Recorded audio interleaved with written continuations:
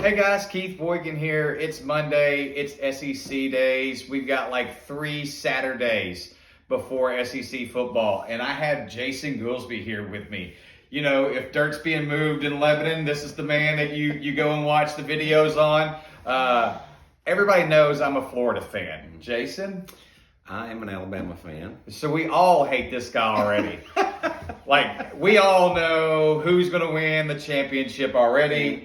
But can I say that I'm an Alabama native? That I'm not that's where I was born and raised. You're not a sidewalk Alabama fan like I'm a sidewalk Florida Gator fan? Yeah, I completely understand that. I was fixing to say, yeah. It happens. Hey, look, I grew up in the era of Steve Spurrier. You know, you can't spell citrus without the U and the T. Free Shoes University. How could you not be a fan of the man, the myth, the legend, Stephen Owen Spurrier? Well, coaches do play a big part in it.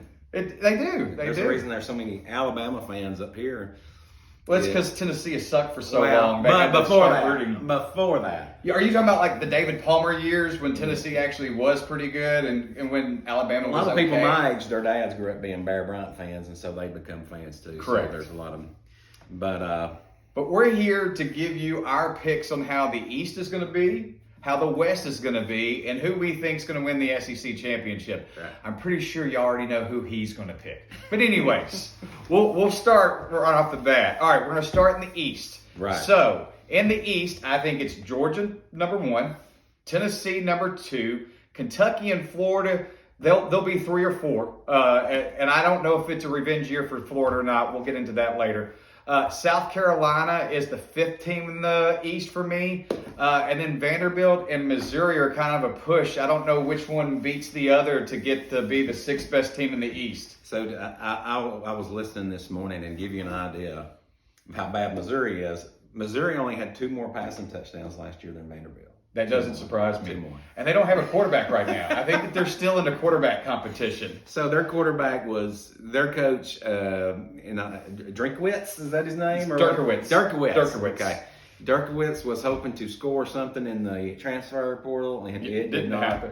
Did not happen, which that has totally changed the sport. I tell you, this transfer portal has made it like an episode of Days of Our Lives. You can't figure out who's sleeping with who and whose kid is who because everybody's been married to each other and there's all this stuff and there's all these connections. I can't keep up with it. We'll get into it a little bit more with USC or South Carolina. I'm sorry, you guys. They were USC before the Trojans were USC. So if I say that, forgive me.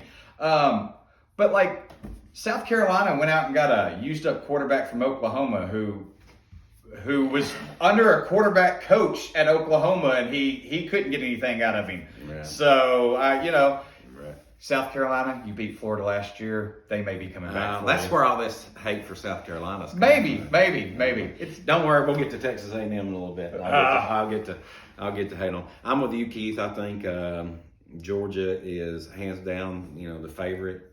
They are becoming a legendary program. It hurts me to hear that. In my opinion, or at least somebody who's going to be competitive year in and year out. Yes. But this year they only got 10 starters coming back, 10. And one of them is that wonderful quarterback, that walk-on phenom quarterback that Georgia so loves. I don't know that they got enough returning starters to keep them at number 1. Because Tennessee Heupel did an outstanding year last year.